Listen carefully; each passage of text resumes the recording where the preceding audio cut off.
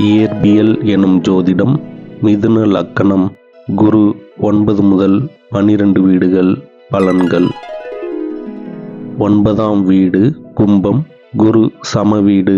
நல்ல அதிர்ஷ்டம், உயர்கல்வி, ஆன்மீகம், தந்தையின் ஆசிர்வாதம், தொழிலில் உயர்நிலை.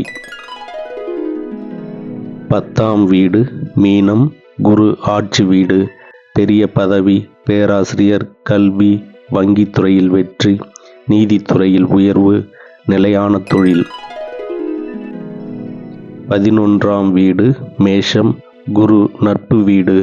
ஆசைகள் நிறைவேறுதல், பெரியவர்களின் ஆதரவு, வெளிநாட்டு வாய்ப்பு, மிக அதிக லாபம்.